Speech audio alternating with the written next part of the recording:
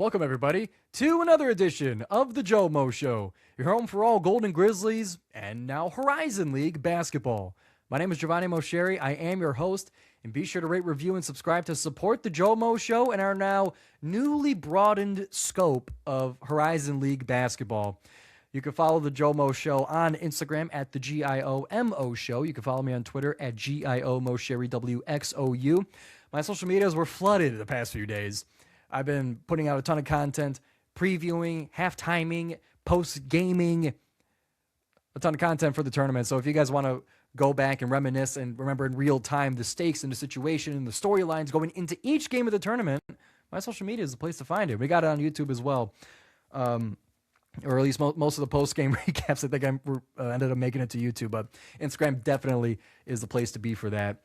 And I got back from Indy a couple of nights ago, and I wanted to record this and get this out sooner, but the responsibilities of coming back home kind of delayed things for about a day. So I hope it's not too much of old news for everybody once they hear this. But there was so much I want to cover in this episode about the Horizon League tournament. First of all, it was my first time covering the event as a media member. It was not the first time I was there. If you guys remember from that season back there, and for those listening, I'm pointing to all the newspaper clippings and the cardboard sign that I have in the background of my set. We'll call it my set. From when Oakland won the league in 24. So I've been there before, but obviously in a crazed fan capacity. This is my first time as a media member. And for this season, there were a lot of things as a media member that I've been experiencing for the first time, the tournament being one of them. So I got a ton that I want to cover for that. But before we kind of get into the storylines of each team, where do they go from now, or, like their kind of season in retrospect, we'll get into all of that. I first want to give a couple of thank yous. First, thank you to GoToSportscaster.com, who I have collaborated much of my content through the trip with, and they were the ones who were able to get me credentialed to actually get to the Horizon League tournament. Now, I am credentialed to go to cover Oakland games via the GioMoShow specifically, the GioMoShow proper, we'll say. But I wanted to kind of get as much out of this trip as possible, so I wanted to collaborate with Sportscaster.com to have my content distributed there as well, not only for my own personal reach, but also to show those that are on the platform what could happen when you're an MVP, what happens when you're somebody dedicated to your content, the opportunities that you can have. And luckily, I'm a bit older than some of the high school and college students that are on the platform, but with the resources available, you too can cover the Horizon League tournament. So a lot went into kind of that decision. So I want to thank them for helping me get there and be credentialed there and give me a platform to share my work with outside of my own. And I also want to thank the Horizon League themselves for being, I've met a couple of Horizon League staff members there. Nothing but hospitable, but kind, friendly, welcoming. I felt like I belonged there in the sense that nobody was kind of looking down at me for, kind of having my own small platform. Somebody who isn't traditionally educated in media. Somebody, I was shown great respect, and everybody was very friendly with me from the league and all the other teams that were there and I was covering. So I want to thank the league for welcoming me there, allowing me at the press conferences, and all the chit chat that we had along the way during that week. So my thank yous to everybody there. And now let's kind of get into the format of this episode. So there's a ton I want to cover. And to cover a tournament like this, in retrospect, I was going through it. How do I best organize? How do I best tell the story of the Horizon League tournament? Because if I go game by game in chronological order, then, Sunday's game was on Sunday. It was a while ago. Green Bay, Northern Kentucky. So, it might get old, leaving the freshest stuff to the end. So maybe that's not the best way to do it. Do I want to talk about kind of each team individually, via, in order of interest? Maybe. Or do I want to kind of sum up in a kind of general soup it all together kind of style? I haven't quite made my decision yet, but I'm recording now. And what I do think is best is I'll go kind of in order of interest here. If you guys are listening, I got bookmarks for each team and kind of the game. Like there will be some organization to this, so you guys can find the segment that you want. I'll have clips and segments uploaded separately to YouTube. So I'm going to leave you guys with as many options to go through this as possible. Likely this will be a two-parter though, because I'm already 5 minutes into it. I haven't even talked about any of the games yet. But what I will start with is my kind of personal favorite story from the tournament, and it was Sunday's game. It was Green Bay, Northern Kentucky, a game that Northern Kentucky was scoreless for the first 10 minutes and still scored 96 against the Phoenix. And the game itself was fantastic, I think. You had L.J. Wells with 26. You had Donovan O'Day with 18. Cale Robinson on fire from deep with 22 points. Dan Goretzka, 19 points. Ethan Elliott with 9 assists. He had a great Northern Kentucky performance, and I loved covering Northern Kentucky throughout, basically the past 3 games. We'll get to them in a second. I want to take a look at the Green Bay side of things. So after their exit in the second round of the Horizon League tournament, after what has been a phenomenal turnaround for the Phoenix as a program, they were last in the league. I mean, Oakland played them. They hosted them. Oakland is the 6th seed and hosted Green Bay as the 11th seed in the old Horizon League tournament format. They were the worst in the league. But they came and rose. I'm not even going to do the Phoenix joke. But they arose to the 5th seed. And they were flirting with the 2nd seed for much of the season, too. Green Bay is a great team. And you can tell the bond that the players have with each other are very, very tight. And it's a team that Coach Gottlieb has described as family. And that is, it seems intentional in the way he builds his program and his culture for it to be family-like. He's mentioned that. So in kind of defense of the family, I'll frame it that way, at the post-game press conference, Coach was asked about his returning players, which was a huge part of their turnaround, was that so many guys stayed dedicated to wanted to build the program up from last place to now where they have now. Hopefully, they obviously want it to be a little bit farther along. But talking about his returning players, he kind of, Doug Gottlieb does his very long answers, like I'm doing kind of my long form storytelling here. I can understand it. He does a radio show. That's his job. That's how he tells stories. That's how he describes. That's how he expresses himself. It's natural. It's not bad. It's actually very entertaining. I do enjoy listening to those press conferences. Because they're very dense. But in his answer about his returning players, he mentioned how they absorbed a lot of negativity, a lot of abuse online. And during that, he takes a look at the 3, maybe 4 media members that are sitting at this press conference. Myself, Bob McDonald, a couple of other guys. Bob McDonald from the Horizon Roundtable, by the way.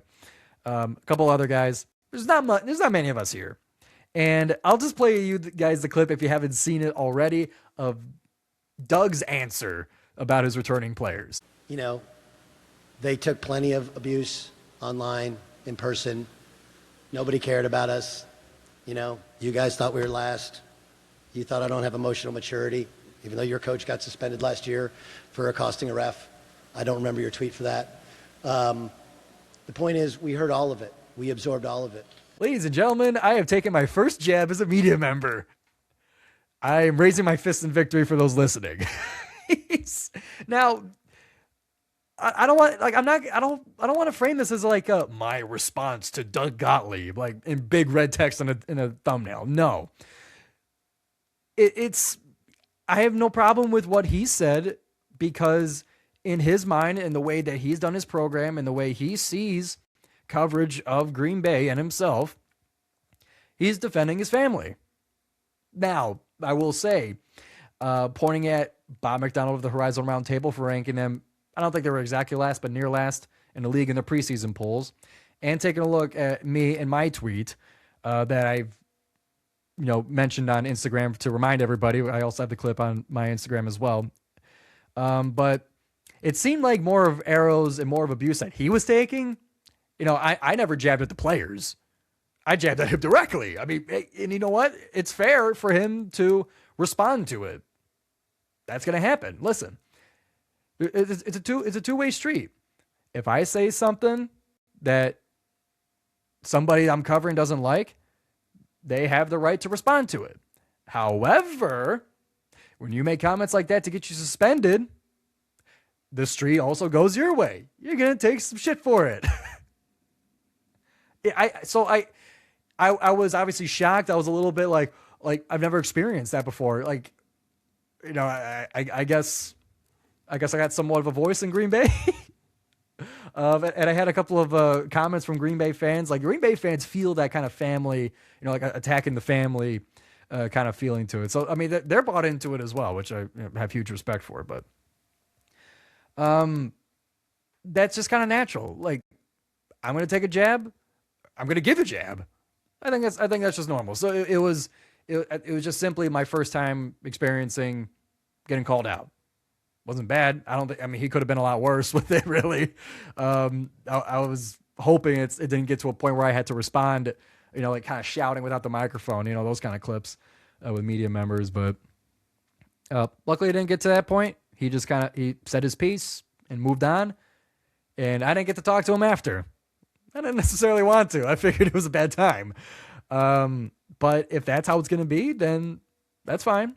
I don't take it back. If that's what some of you Green Bay fans are wondering about. No, I wouldn't post it if I didn't mean it, if I didn't feel it at the time. I mean, even within the tweet, I gave respect to the basketball side of things, acknowledging the comeback or the, I guess you could say comeback of the program. The turnaround is the word I'm looking for. Within the tweet, I mentioned that.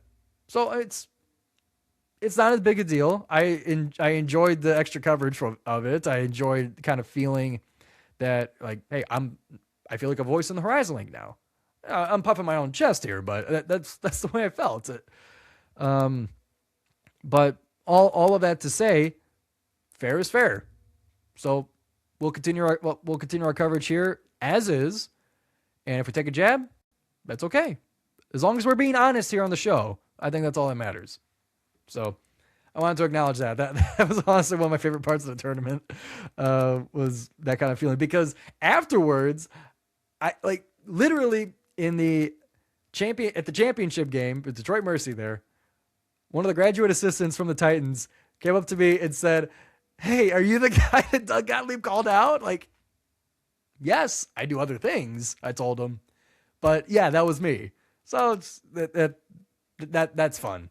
That's fun. Maybe Doug didn't want me to be this happy about it, but I'm not necessarily looking for another one either.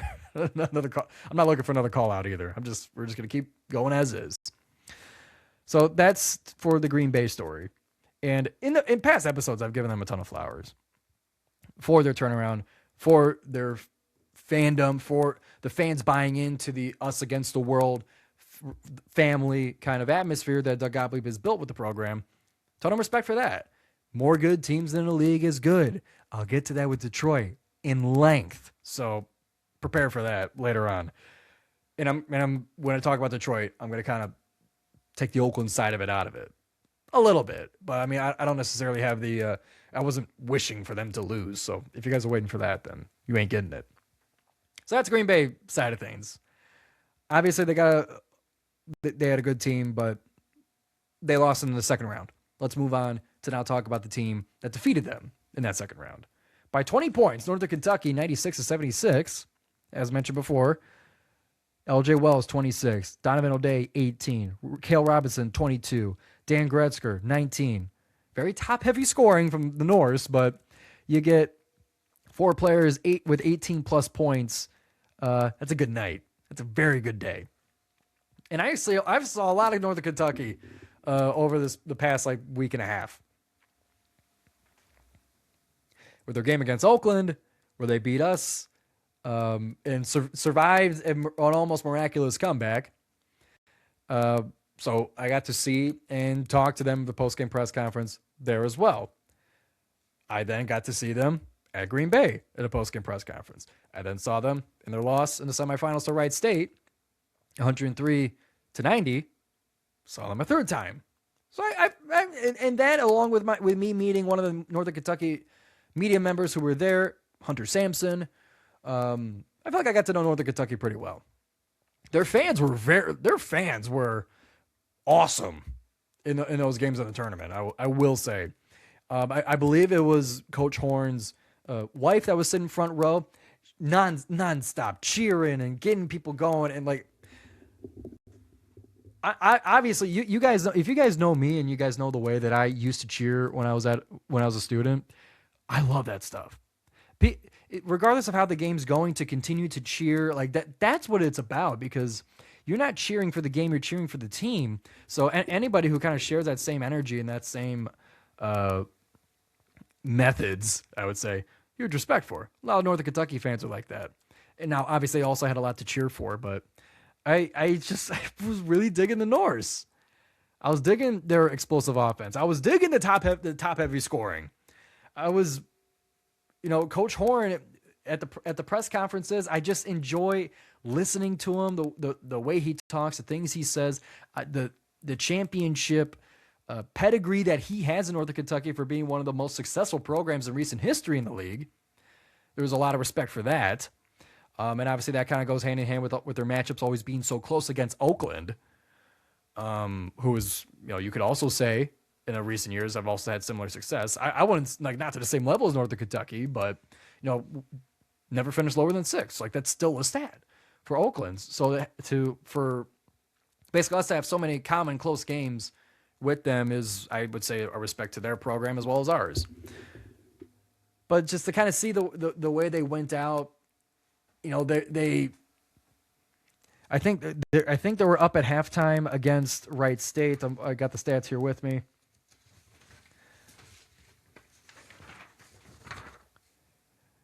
Actually, no, Northern Kentucky was down by 2 at halftime. It was a really tightly contested game, all game long. And it was TJ Birch in the first half for Wright State that kind of got them going. Obviously you had the same kind of guys getting going for Northern Kentucky. You had LJ Wells, who had 23 by the end of it, 15 by Donovan O'Day, 24 by Kill Robinson, who had a phenomenal tournament, by the way, shooting from 3. But they had their top-heavy scoring, but once you got into the second half, those turnovers started to happen. Wright State started to make a run. You had up 15 turnovers that were turned into 24 points for Wright State. 17 fast break points. Things started to kind of avalanche on top of Northern Kentucky, and the wheels just kind of came off. And the way I saw it was that they just kind of ran out of gas, which is just a shame to see because they were healthy. It's not like they were as injured as they were earlier in the season that got them to lose some games to go down to the 7th seed. They were healthy in this one, but it's just the horses got out of the barn, as Neil Rule likes to say, and the regular season champs in Wright State put 103 on their nearby rival for them to advance to the championship game. That closing the book on Northern Kentucky, who now has a ton of shoes to fill via the transfer portal and via recruiting, because their cornerstone piece for the past 4 years of LJ Wells is graduating. He's a senior. He's out. He's a phenomenal player. Made the all-tournament team. Absolutely deserving of such. 18 points against Oakland, 26 against Green Bay, 23 against Northern Kentucky. Phenomenal. Dude is a badass. I remember watching, when was that game? Because I have the schedule up here, against Oakland when we went on the road to Northern Kentucky. That was Wednesday, December 17th. I remember LJ Wells had the 18-point double-double that he ended the game with pretty much by halftime. And I also remember that when we played them in the arena, he was not there. Isaac Garrett wasn't either, and I would say that they were of similar level, especially at the time. But LJ Wells is a badass. And when they played against Oakland, another 18-point double-double. So, and especially him and his story for staying for 4 years reminds me a lot of Trey Townsend, not only in his style of play, but in his sticking with the university. I love that. Anytime the Green Bay players, the Detroit players, the LJ from Northern Kentucky, all these players that stayed, Baru, for Oakland, that's probably the biggest piece. But those guys staying, I think they're starting to see the advantage of staying, to see the advantage of not having to learn something new for the first time every year. You're picking up where you left off. You're familiar. You know where to go. You know where to eat. You know where your classes are going to be. You know, like all of that stuff you have to go through in the first time of doing anything is taken away the second year. I feel like there's going to be a lot more returners in the league than there may be in the past. Now, as I'm recording this, Isaac Garrett is not going to be one of them for the Golden Grizzlies, just as kind of recent news. But there is tremendous value in that. I think that's starting to become more known. Wells being an example of that. So I really enjoyed watching Northern Kentucky over those few games. It's great to meet Hunter Sampson. Now potentially next year. I mean, we'll see what happens. I'm calling my shot here, but we might have some Northern Kentucky insight previewing and post-viewing our games against the Norse. Part of the reason why I wanted to go is I wanted to network. I wanted to kind of broaden my scope and my, and as the buzzword is, network. So that thus concludes the Northern Kentucky side of things. Now let's get to the other semifinals game. We'll talk about Wright State at the end, but let's get to the second semifinal game. So I guess I'm kind of going in chronological order here for the games, even though I said that wasn't the best way to do it. But I think I'm doing pretty good here for you guys sticking around. Thank you. So the second semifinal game, which having two games in a row back to back, again, like me learning how to cover a tournament for the first time. I didn't even get time to do a post game recap for the NKU Wright State game. We went right to Detroit Robert Morris. And I guess we'll go to the Robert Morris side of things, just because that would be their final game of the season. It was a frustrating loss for Robert Morris because, as Andy Toole said at the post-game press conference, that you feel better about it when you played your best and you still lose, but they did not play their best and they lost. That's something that stings even more. And I would happen to agree with that, them not playing their best game. And I would say the first thing that jumps out to you in that is Ryan Pranter Jr., who was one of the best three-point shooters in the league, going 0 for 4. You had Darius Livingston, 1 of 7 from 3. Robert Morris is, pretty decent percentage three-point shooting team, but they were 22.7% in the biggest game of the season. That's no good. So I would happen to agree with Coach on that. They had 15 turnovers as well. Pranter only having one of them. I will say he, coming into that game, had the second best assist-to-turnover ratio in the country before that game. He only had 1 turnover, so he kind of maintained that, but only to 2 assists. Deshaun Good would have 4 turnovers. Desir Smith would have 3 turnovers and only, how many minutes to play? He played 24 minutes. But all of this to say that, no, they did not play their best game.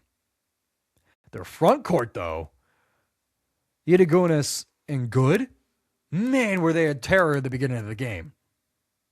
By halftime, it was Robert Morris up by 3, 36-33. 19 of those 36 points were scored by Good and Yedigonis. Those guys were on fire. They were dishing to each other. They were tearing apart Detroit Mercy's front court. London Maiden, Ryan Callenbay, Legend Jeter, they couldn't handle them. I think one of the first points of the game was either off of a steal or off the dribble or whatever, but it was Yedigonis under the basket, dishes it for a dunk for Good. Kind of like one of those kind of behind the bag, dump it, bounce pass under the basket. And you go, oh no, if they're doing that stuff at the beginning of the game, then I thought it was going to be trouble for Detroit Mercy because, and kind of you could tell, maybe my eyes were more keen to it, but a lot of mistakes in the 2 games that they played at Corteva. And still Detroit was able to keep fighting. They were able to go on I believe it was a 12-0 run. What was their largest run? Their biggest run was 7-0, but it was like a 12-2 run that got them into the game just before halftime, and then just continued to fight. I thought, and I only mentioned Callenbay, Maiden, and Jeter, because they vastly improved how they performed against the front court of the Colonials as the game went on. That is probably one of the best front courts in the league, other than Oakland when they were at their peak. It was just somehow, some way, they were able to force Robert Morris to stop playing their game, to start shooting worse, and their front court not getting as many good open looks. And then Lance Stone. I mean, Lovejoy is phenomenal. He's worthy of first team all Horizon League going into the tournament, all tournament team in addition to it. Legend Jeter was all tournament as well. He played very good. But pretty much any time things got crazy for Detroit, some Lovejoy free throws would, it's like medicine. It makes you feel better. It calms things down. Just when he's able to draw a foul, he's good at it. And his percentage at the free throw line is near 90. It is the best in the league, and they used it to their advantage. But, they were still able, despite the way the first half went, to keep going. Lovejoy was kind of a constant through the game. But Lance Stone, listen, this dude's 5'8", I think. On the court, he's a very small dude.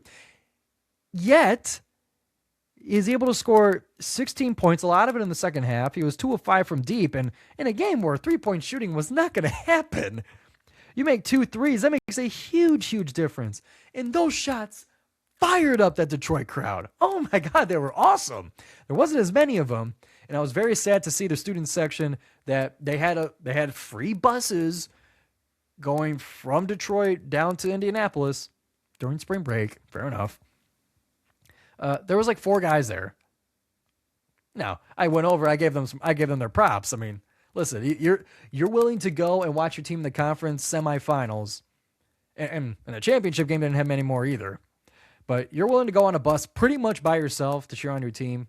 I know that life, and I respect that entirely. So, shout out to Section 313, I believe they're called. But all that to say, the shots that Stone was making fired up whatever crowd was there. The family crowd, like the general crowd, had a decent showing too. And some fans really, really were involved in the game. I don't know who this gentleman was, but he was coaching the entire game. He was telling Legend not to be helping as much on defense. He was telling Stone, you got to make those shots, man. It's just, I love listening to that guy. I don't know whoever you are, sir, but that was, and some of the coaches were like jabbing with him too. They're like, yeah, man, he keeps doing that, or like, kind of waving him off. Like, I like that kind of interaction. I thought it was fun. But Detroit would end up surviving. It would be free throws to kind of close it out. Most of them by Lovejoy, yes, but it would be Ryan Callenbay whose free throws would end up sealing the game. Perfect 2 for 2 with 5.6 seconds left. That put the game to 4 points and sealed the win for Detroit. They went to the championship game for the first time in 14 years. 14 years. And this was where I will cut off part 1. If you want to listen to part 2, that is coming up next. It'll be right in the description here, probably on the side of where you're watching on YouTube. And if you're on Spotify, you know where to find it. But for the sake of file size, I am going to cut it off at the half-hour mark here. In the next segment, we will talk about the championship game. We will talk about the turnaround that Detroit Mercy has had, and we will talk about Wright State and their championship of the Horizon League and kind of what they have looking forward to in March Madness. Coming up next on the GioMoShow.